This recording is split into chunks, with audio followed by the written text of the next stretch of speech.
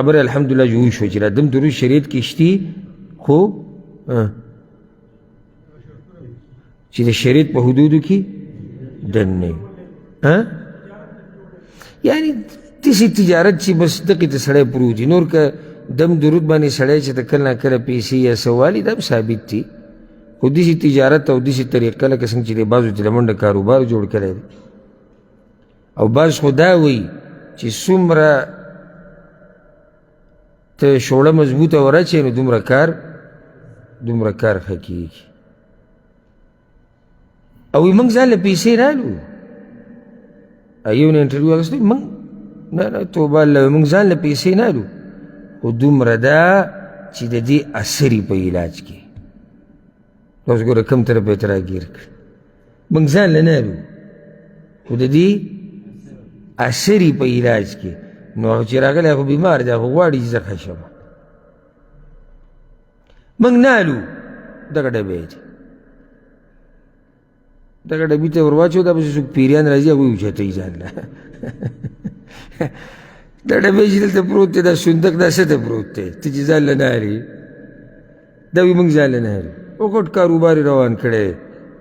او دا زیارتونه چې کوم د پیسو نه ډک دي او دا صندوقونه چې ته به ورته حیران شي په ملک کې به د روټۍ درک نه لګي د غریبانانو د وړو درک یې نه لګي د صادر درک به یې نه لګي او دی به دلته راځي وروره چې ورشي دا مالګې به پرتي او دا روپۍ به پرتي او دا دیګونه به باندې شوي ولې قرآن کې الله ځای په ځای دا خبره کړې ده چې الله داسې خلکو ته د داسې خلکو باره کې الله وایي چې شیطان دې خلکو ته د دوی دا بد عمل ښایسته کړي دي نو دا کار ده ته څه ښکاري ښایسته ښکاري چې زه په غټه دیندارۍ کې پروت یم د الله کور ته راشي د الله کور به خالي وویني عجیبه ده د الله کور هغې ته چې راشي هغه به خالي ومومي او چې درګاه او دربار له ورشي هلته به دومره رشي چې د خپې د ایښودو ځای به نه دا چې په دې قبر کې پروت دی دا د الله بنده دی نو چې د الله بنده دی ته د دې بنده هغه رب سره ولې تعلق نه جوړوي ولې دې ځان ذلیله کړی دی په دې درګاهونو او دربارونو باندې پروت دی او دکې یې خوري یو ځای ته ځي او بل ځای ته ځي او د یو کار جدا دی او د بل ټیکه جدا ده او د بل کار جدا دی او د بل جدا دی نو رسول صلی الله علیه وسلم به دم کوو په ملګرو به هم دم اچو په ځان به هم دم اچو ښه دلته دا خبره یاده کوي دا ډېره فایدهمنه خبره د دې عوامو ذهن کې دا ده چې دم اله اثر کوي چې کله یو عالم او ملا واچوي اله به دا اثر کوي نه چې عقیده دې په الله باندې مضبوط وي چې رب العالمین به ماله شفا راکوي او دا دم دې د شریعت موافقي شروط پکې دغه یي دا کوم چې موږ ذکر کړو ناروا څه پکې نه وي رب العالمین تعالی شفا درکوي هغه که ته په ځان باندې پخپله دم واچي لازم نه چې ته په یو عالم پسې ځې پخپله ځان ته مه وکړه دلته اوس دې حدیث کې راځي عایشه رضی الله عنها وایي دا تاسو ته یو دم ښیم او زده کړئ ښه چې چاته څه بیماري ده الله به له په دې باندې شفا ورکړي او په دې سره به علاج وشي عایشه رضی الله عنها وایي او دا حدیث چې دی په صحیح بخاري صحیح مسلم کې دی وی ان رسول الله صلی الله علیه وسلم کان اذا اشتکا رسول صلی الله علیه وسلم باندې چې به کله بیماري راله نفث على نفسه بالمعوذات نو په ځان باندې به په خپله دا معوذات وي معوذات قل اعوذ برب الفلق او قل اعوذ برب الناس یو روایت کې قل هو الله احد هم راځي تله درې سورتونه ووایه هېڅ خبره نه دا درې سورتونه به ووایي نفث على نفسه بیا به په ځان باندې چوف کړو یا په خپلو لاسونو باندې به چوف کړو او هغه به په بدن راښکو د یو طریقه دا وه چې په دې لاسونو کې به چوف کړو او بیا به په دې بدن راښکودو بله طریقه یې څه وه بله طریقه یې دا وه چې دا لاس به یې یخود او په هغه ځای باندې چې په کوم ځای باندې به تکلیف او دا صورتونه به یې وي او چوف کول وي وعائشة رضي الله عنها فلما اشتكى وجعه الذي توفي فيه وی چې کله پې هغه بیماري راله په کومه کې چې وفات شوی دی خو علاج نه طفقت أنفث على نفسه بالمعوذات التي كان ينفث نو ما به په دقه صورتونه چوف کول کم چې هغه په ځان باندې چوف کول خو دومره دی چې د هغه لاس مې د هغه په بدن راښکود خپل لاس نه ولي رجاء برکتها ځکه چې د هغه په لاس کې برکت نو صورتونه به ما وي لاس به پې د هغه لاس د هغه په بدن به یې راښکود دا یو دم دی زده کوي او دې دمونو کې ګوره اجازې مجازې نه ده اجازه موږ له ټوله رسول الله سلم را کړې ده هغوی کوي دا دمونه چې د شریعت موافق ده به دومره شی بره ځوړن کړی وي دا ماله پلاني پیر صاحب اجازه را کړې ده څه شي اجازه ده صحیح دم چې څوک اچوي او ورځي والا دا اجازه ده کوه دا اوس اجازه ده که رسول صلی الله علیه وسلم طرف نه اجازه ده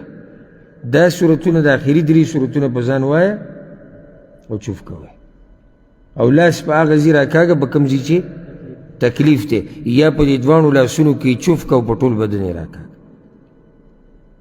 دا طریقه ده که جبریل علیه السلام په رسول الله وسلم باندې دم اچولی دی اوس دا یې زده کوي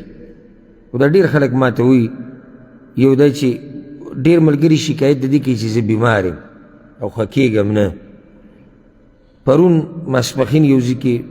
2-3 ملګرو دا شکایت وکړو چې بس بیماران یو طبیعت هم ښه نه او بدن ښه نه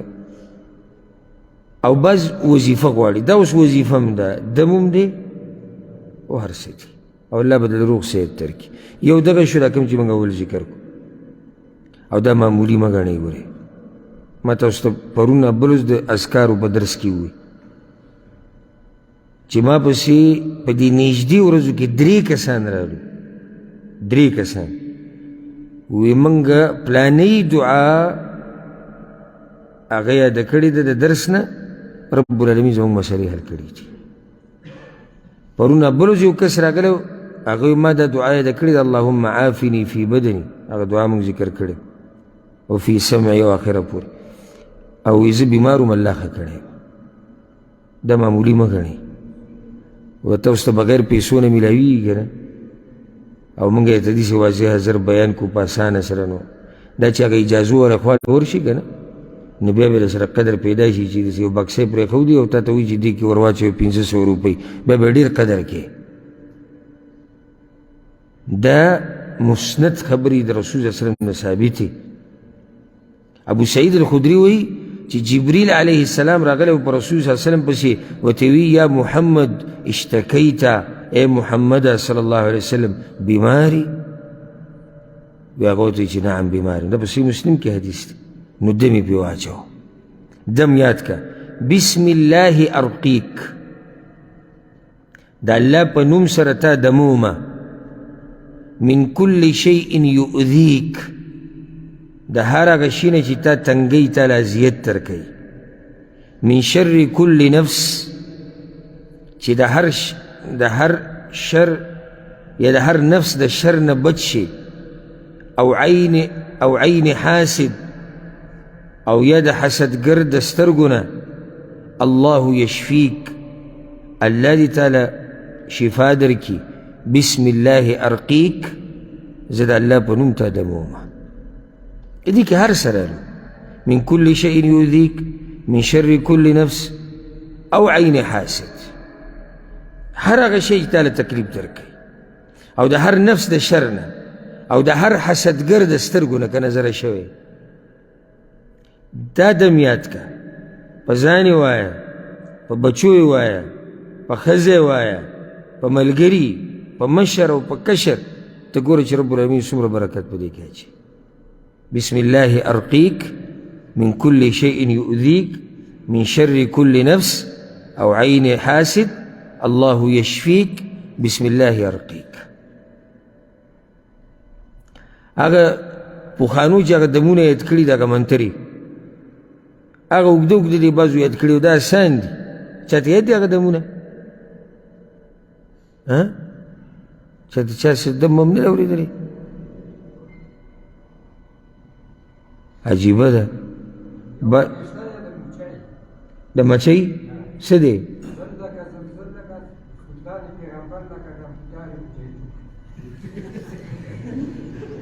زلزلک زلزلک زلزلک او دا نو چې دا کیسې یادوي سړی دا اوس منتر دی ښه دا اوس منتر دی ته مخکې یو ملګری و موږ سره بیان کې هغسې ناشنا دم ویلی او دا د رسول الله صلی الله علیه وسلم نه ثابت دي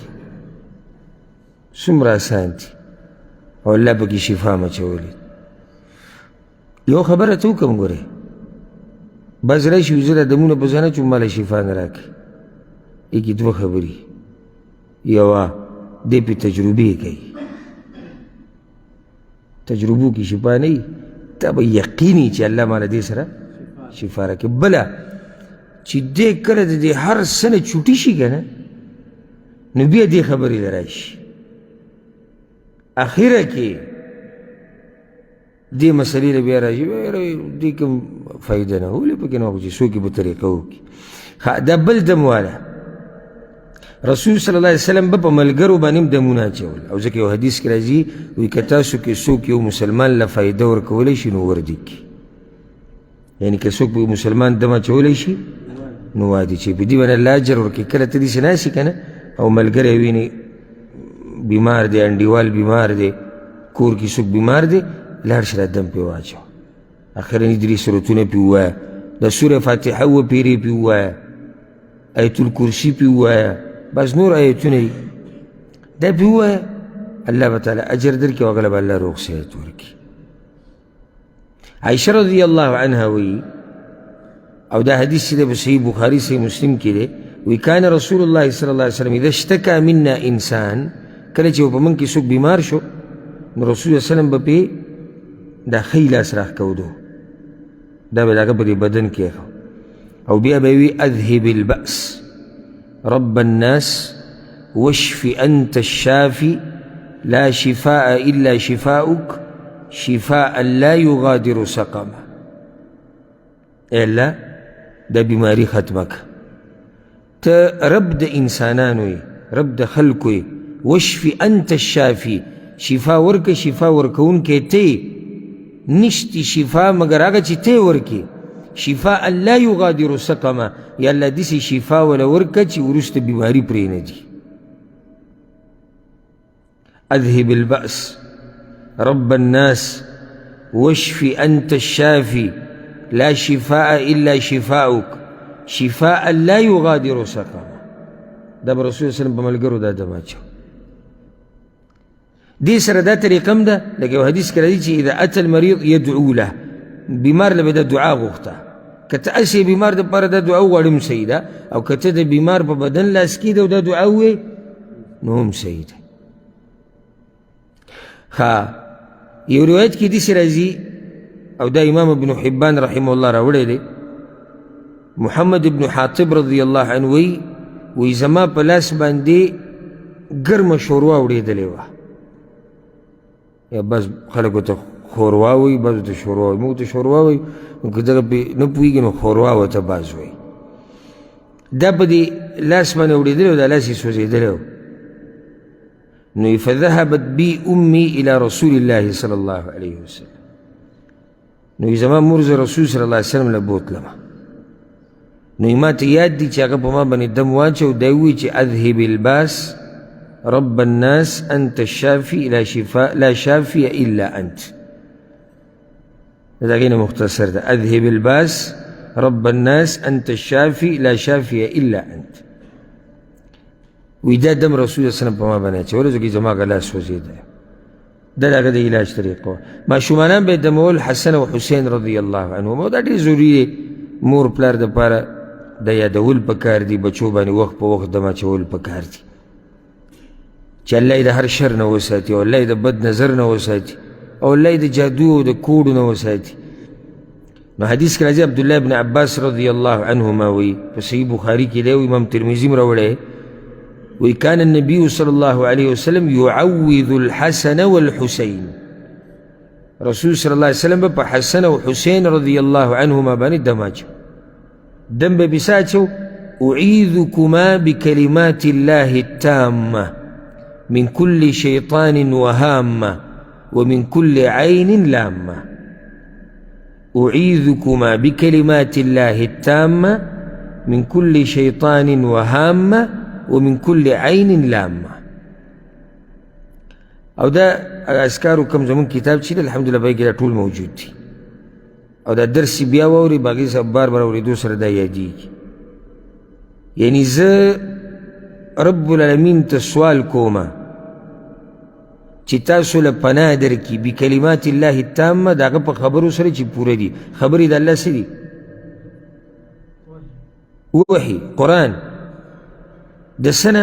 پناه در کی دا سنه من کل شیطان دا هر شیطان وهامه او دا هر اغا زناور دا ضرر نا چی اغا زهریله دی ومن كل عين لامه او دا هر حسدگر استرگی نا. نو چې کله ته په ماشوم باندې دا دم وی کنه رب العالمین به ساتي. او بیا به دا وی هكذا كان ابراهیم علیه السلام يعوذ اسحاق و اسماعیل علیهما السلام. دا دم به وی ابراهیم علیه السلام په خپلو دواړو زامنو اسحاق او اسماعیل باندې دا دم اچو. نو دا ډیر مفید دم دی. اعیذکما بکلمات الله التامه من كل شيطان وهامة ومن كل عين لامة. چا چې خپلو بچو سره محبتي او غواړي چې الله یې د هر قسمه شر نه وساتي نو د دې ډېر خیال ساتي. بچي ماشومانان دي هېڅ پته نه لګي څه نقصان ورته ورسي ځکه چې ماشوم دی نه پوهېږي بد نظر یره همي او نور هم داسې یري بیماري پرې راشي. نو دا دم چې بیته اچې او یای مور نو رب العالمین به ساتي. یو پیر داسې سعد بن ابي وقاص رضی الله عنه وایي زه بیمار شوی وم په مکه کې او سخت بیمار شوی وم. صحیح بخاري کې دا روایت ته صحیح مسلم کې مشته. تر دې چې د رسول الله وسلم ته دا مو وایي زه وصیت کوم یعنی د ژوند تمه نوره ختمه شوې وه دومره بیمار. سعد رضی الله عنه وی دا اوږد حدیث ته خو زه تسلیف پاکه مقصدي ځای بیانوم. وی رسول صلی الله علیه وسلم بیا دا لاس راواغستو او زما په دې تندي باندې کېښودو